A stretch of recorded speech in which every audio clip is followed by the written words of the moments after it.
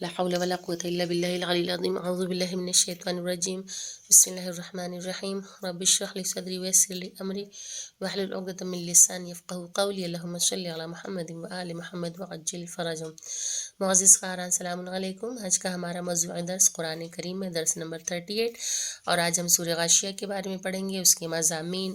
اس کی فضیلت، اس کا ترجمہ اور اس کی مختصراً تفسیر. تو درس کا آغاز کرتے ہیں. سب سے پہلے ہم سورہ غاشیہ کی تلاوت کریں گے.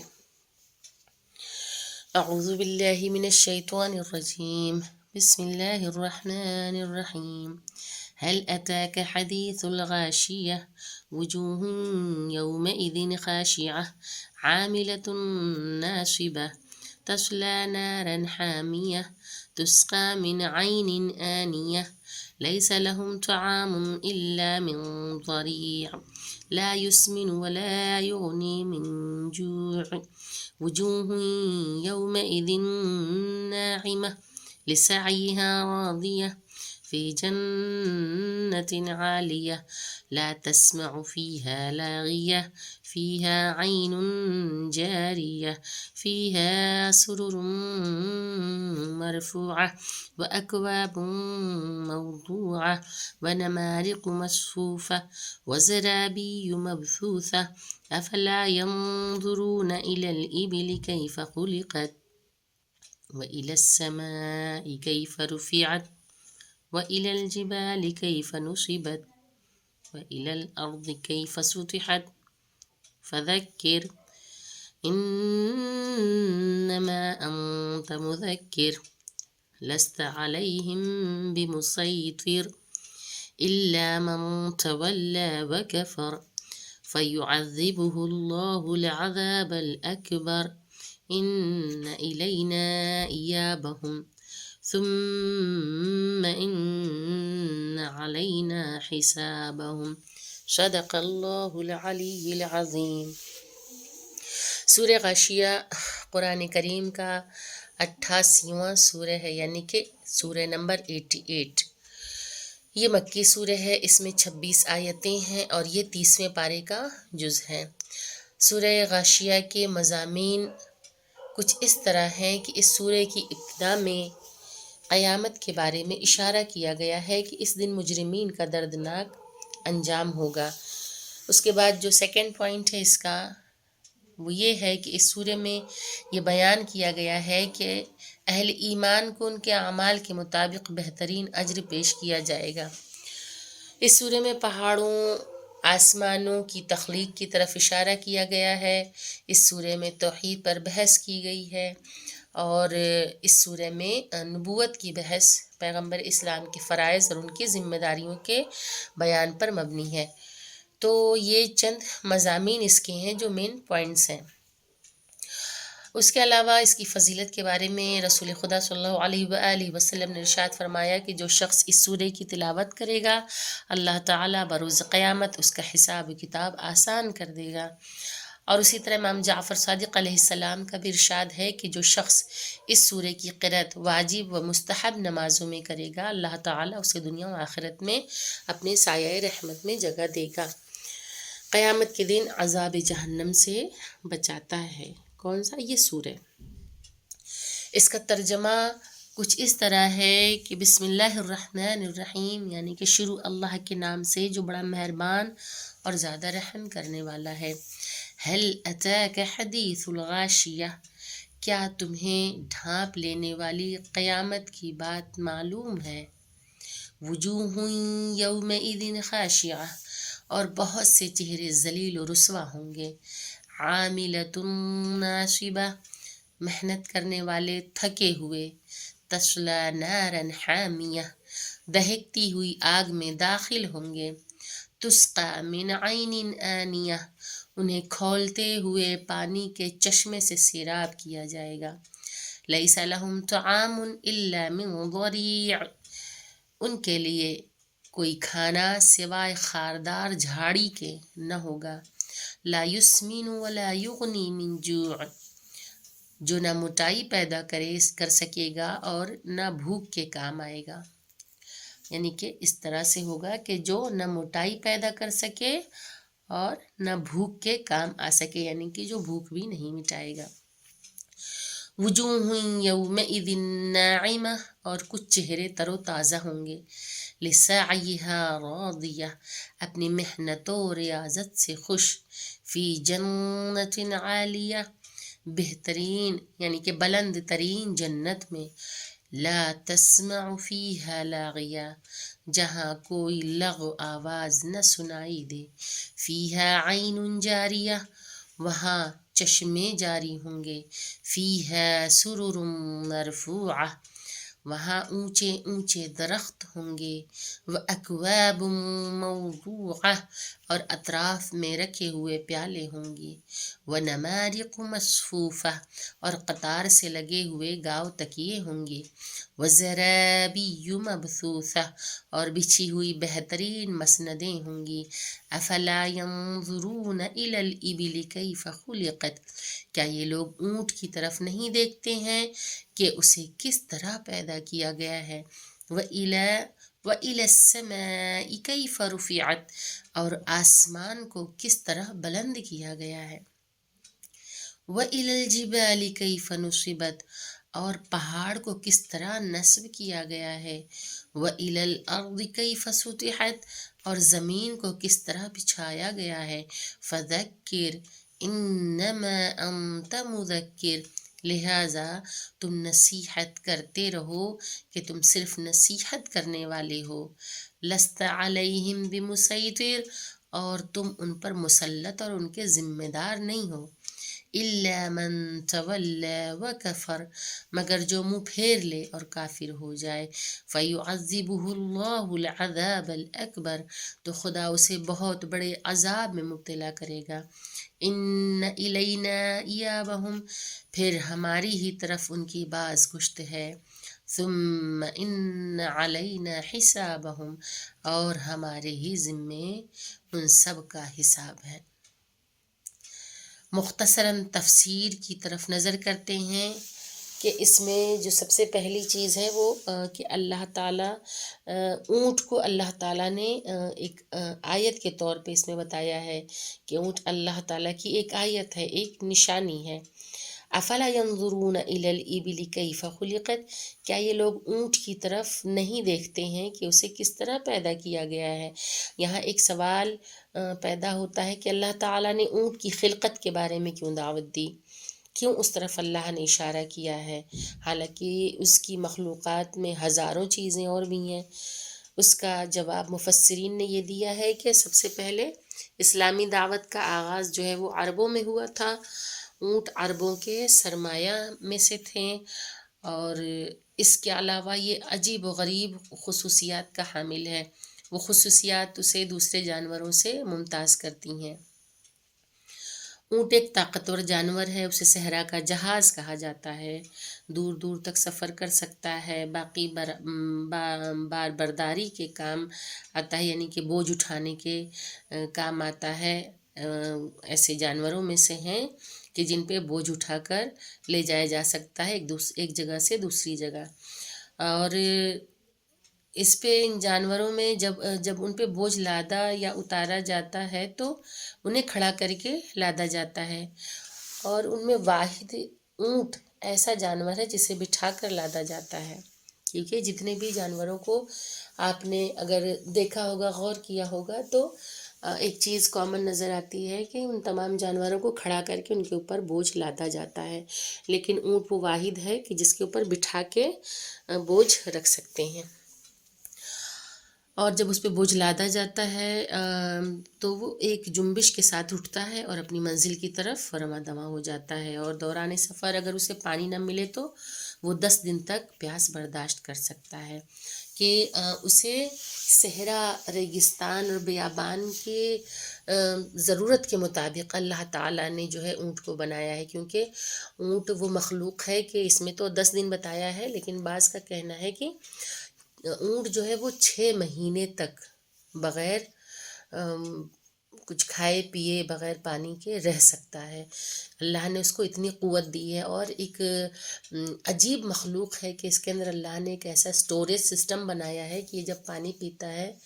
تو یہ اپنے اندر پانی کو سٹور کر لیتا ہے، جس کی وجہ سے اسے 6 مہینوں تک ضرورت نہیں پڑتی پانی کی، یعنی اگر نہ ملے تو بھی وہ جو پانی اپنے جسم میں جو گلے کے پاس ایک تھیلی ہوتی ہے، اس تھیلی میں اس پانی کو وہ اکٹھا کر لیتا ہے، تو وہ اسی سے کام چلاتا ہے۔ اور اس کو کھانے کے لیے بھی بہت ہری بھری گھاس اور ان سب چیزوں کی ضرورت نہیں ہے، اونٹ جو ہے وہ جھاڑیاں کھا کر بھی زندہ رہتے ہیں۔ تو اللہ نے اس کی ساخت جو ہے وہ ریگستان کے حساب سے بنائی، کیونکہ ریگستان میں کیا ہے، وہاں تو وہ زمانہ تھا کہ اب تو خیر بہت سارے وسائل ہو گئے ہیں، لوگوں کو راستے پتہ چل جاتے ہیں، لیکن ایک دور ایسا تھا کہ اتنے بڑے بڑے ریگستانوں میں عرب جو ہے سفر کرتے کرتے کھو بھی جایا کرتے تھے، بہت ساری دشواریوں کا سامنا کرنا پڑتا تھا، اور بہت میلوں پیدل چلنا پڑتا تھا، نہ بے آب و گیا صحرا، نہ کھانا نہ پانی۔ تو ریگستان کی جو ضرورت تھی، جو نیڈ تھی اس وقت، اس کے مطابق اللہ نے اتنی حیرت انگیز مخلوق بنائی ہے کہ پروردگار عالم یہ قدرت اگر انسان دیکھے تو معرفت پروردگار کا راستہ ایک کھلتا ہوا نظر آتا ہے، کہ ایک اونٹ کی تخلیق کو ہی اگر دیکھ لے انسان تو خدا کی قدرت کا اندازہ کر سکتا ہے کہ اللہ نے کتنے بہترین طریقے سے اسے بنایا ہے کہ وہ سروائیو کر سکتا ہے ڈیزرٹس میں، مہینوں وہ سروائیو کر سکتا ہے بغیر پانی اور کھانے کے۔ تو اسی وجہ سے یہ ایک عجیب مخلوق ہے، اور اس میں اللہ نے ایک اپنی آیت کے طور پہ اسے پیش کیا ہے کہ کیا تم نے اونٹ کی طرف نہیں دیکھا؟ تو اگر انسان اونٹ کو دیکھے تو اس میں اللہ تعالیٰ کی نشانیاں پائی جاتی ہیں۔ تو اسے اگر دوران سفر پانی نہ ملے تو کئی دن تک یہ پیاس برداشت کر سکتا ہے۔ اس لیے اللہ تعالیٰ نے فرمایا کہ کیا یہ لوگ اونٹوں میں غور و فکر نہیں کرتے کہ وہ کیسے پیدا کیے گئے ہیں۔ اللہ تعالیٰ اتنی کثیر مخلوق کا حساب کس طرح لے گا؟ ثم ان علینا حسابہم، اور ہمارے ہی ذمے ان کا حساب ہے۔ تو ایک کوشچن جو نکل کے آتا ہے وہ یہ ہے کہ اللہ کی مخلوق تو کائنات تو بہت بڑی ہے، پروردگار عالم کی مخلوق تو بہت ساری ہیں، تو اللہ ایک وقت میں کیسے حساب لے گا؟ تو کیا فرمایا اللہ نے؟ اور ہمارے ہی ذمے ان سب کا حساب ہے۔ تو نہج البلاغہ میں امیر المومنین علی بن ابی طالب علیہ السلام سے کے قول کے مطابق یہ چیز ملی کہ مولا نے کس طریقے سے جواب دیا ہے، کہ جب ان سے سوال کیا گیا کہ اللہ تعالیٰ اتنی بڑی مخلوق کا کس طرح حساب لے گا، تو آپ نے فرمایا کہ وہ اس طرح حساب لے گا کہ جس طرح وہ اتنی بڑی مخلوق کو رزق دے دیتا ہے، کیونکہ اتنی بڑی مخلوق کو کھلانا، رزق دینا آسان بات نہیں ہے، اور ہر ایک تک رزق پہنچتا ہے۔ کہ اگر سمندر کی تہہ میں ایک پتھر ہو، اس پتھر کے نیچے ایک کیڑا دبا ہوا ہے، اور اس دبے ہوئے کیڑے کے منہ میں بھی پروردگار عالم نے پتہ دے رکھا ہے، تو وہ تو ہر شے پہ قادر ہے، وہ خداوند کریم تمام چیزوں پہ قادر ہے۔ تو ظاہر سی بات ہے کہ جب وہ ہر شے پہ قادر ہے تو اس کے لیے حساب کتاب لینا کوئی جو ہے بہت بڑی بات نہیں ہے۔ پروردگار عالم سب کا حساب کتاب لے سکتا ہے، اور لے گا وہ، کہ وہ پروردگار کے اس قدر پروردگار عالم قادر ہے، اور ہر شے پہ خداوند کریم کی نگاہ ہے، کہ رات میں اگر ایک چڑیا درخت پہ سوتی ہے تو وہ بھی گرنے سے محفوظ رہتی، اس کی بھی حفاظت اللہ کرتا ہے۔ یہ وہ خدا ہے کہ جسے اونگ تک نہیں آتی ہے، اس قدر وہ قادر مطلق ہے۔ تو ظاہر سی بات ہے امیر المومنین علیہ السلام نے کتنی عمدہ مثال دی کہ جب وہ پوری مخلوق کو رزق دے سکتا ہے، جب وہ کھلا سکتا ہے، تو پھر کیا وہ حساب کتاب لینے پہ قادر نہیں ہے؟ اور شاید میں نے گزشتہ درس میں جناب سلیمان نبی کے متعلق ایک واقعہ بھی بتایا تھا، کہ جب انہوں نے خوش ہو کر تمام مخلوقات کو دعوت دی، انہیں مدعو کیا کھانے پہ، پروردگار عالم کا شکر ادا کیا کہ اللہ نے اتنی بڑی سلطنت ان کو دی ہے۔ تو انہوں نے اللہ سے کہا کہ پروردگار میں چاہتا ہوں کہ میں تیری مخلوق کو دعوت دوں، میں انہیں کچھ میں تیرا شکر ادا کرنا چاہتا ہوں، لہٰذا اللہ نے بھی اجازت دے دی کہ کر کے دیکھ لو۔ تو جب سب کو بلایا گیا دعوت پہ، وقت معین ہو گیا، سب کچھ طے تمام ہو گیا، اس کے بعد جو ہے جناب سلیمان علیہ السلام نے تمام مخلوقات میں ہوا کو حکم دیا، اس نے بھی خبریں پہنچائیں اور جناتوں کے ذمہ انوائٹ کیا سب کو، مخلوقات میں سب کو، اور دعوت کا وقت معین کر دیا گیا۔ اناج کے انواع اقسام کے کھانوں کا پورا انبار لگ گیا کہ مخلوق پروردگار جو جس قسم کا کھانا کھاتی ہے سب کے مطابق کھانے کا انتظام بھی کر دیا۔ اور وقت سے پہلے ایک مچھلی نکلی سمندر سے، اس نے کہا کہ یا نبی اللہ، میں بھوکی ہوں، میں وقت سے پہلے آ گئی ہوں، تو کیا مجھے کھانا مل سکتا ہے؟ تو جناب سلیمان علیہ السلام نے کہا کہ اشارہ کیا کہ فلاں جگہ پہ تمہارا کھانا جو ہے وہ موجود ہے، جاؤ تم کھا لو۔ اتنا بڑا انبار کھانے کا، کھانے کے بعد وہ مچھلی کہتی کہ میرا پیٹ نہیں بھرا، اور ایک ایک کر کے اس نے تمام جو غذائیں تھیں ان سب کو کھا لیا، اور کھانے کے بعد کہتی ہے کہ اب بھی میرا پیٹ نہیں بھرا، یہ تمام چیزیں جو ہیں میرے پیٹ میں ایک قطرے کی مانند، مطلب کہ ابھی ایک کونا بھی اس کا پر نہیں ہوا تھا پیٹ کا۔ یہ دیکھ کے جناب سلیمان علیہ السلام سجدے میں گر گئے کہ یہ پروردگار عالم کے ہی بس کی بات ہے کہ وہ پوری مخلوق کو کھانا کھلا سکتا ہے، جب نبی اللہ نہیں کھلا سکے کھانا تو عام لوگوں کے لیے تو یہ پاسبل ہی نہیں ہے۔ تو وہ پروردگار جو اس قدر قادر ہے، جو قادر مطلق ہے، جب سب کو اکٹھا رزق دے سکتا ہے تو پھر حساب کتاب بھی اس کے لیے کوئی دشوار کام نہیں ہے۔ ایک روایت میں آیا ہے کہ آپ سے دریافت کیا گیا کہ وہ اللہ جس سے مخلوق کو دکھائی نہیں دیتا، وہ اس مخلوق سے کس طرح حساب لے گا کہ جب نظر ہی نہیں آتا۔ تو امیر المومنین علیہ السلام نے ارشاد فرمایا کہ اسی طرح جس طرح وہ اسے دیکھ نہیں سکتے لیکن وہ انہیں رزق دیتا ہے، کہ پوری کائنات میں کوئی مخلوق ایسی نہیں جو خدا کو دیکھ سکے، لیکن اللہ سب کو رزق پہنچاتا ہے۔ تو بالکل اسی طریقے سے حساب کتاب بھی ہوگا۔ امام جعفر صادق علیہ السلام نے فرمایا کہ ہر امت کا حساب اس امت کے امام کے ساتھ ہوگا۔ ائمہ اپنے اولیاء اور اپنے اعداء کو علامات کے ذریعے پہچانیں گے، اس لیے قرآن کریم میں اللہ تعالیٰ کا ارشاد ہوا ہے سورہ اعراف میں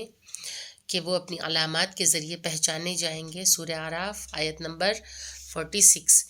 ان میں سے ان کے اولیاء کے دائیں ہاتھ میں نام اعمال دیا جائے گا اور وہ جنت کی طرف بغیر حساب چل پڑیں گے،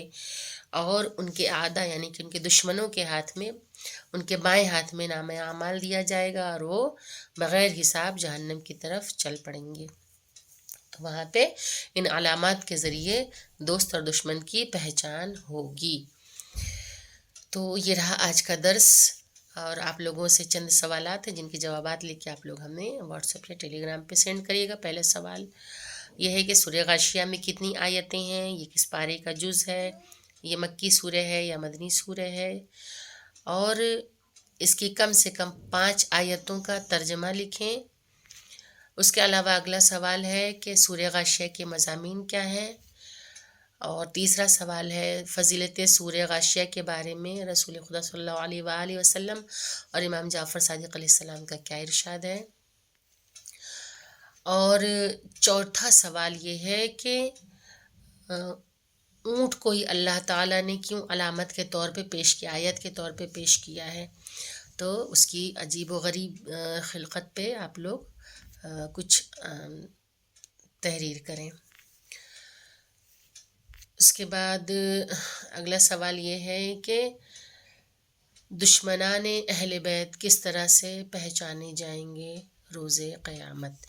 یہ رہا آج کا سوال، ان کے جوابات لکھ کے آپ لوگ ہمیں واٹس ایپ یا ٹیلی گرام پہ سینڈ کر دیں۔ وآخر الدعوانا الحمدللہ رب العالمین، اللہم صلی علی محمد وآل محمد وعجل فرجہم۔ السلام علیکم، خدا حافظ۔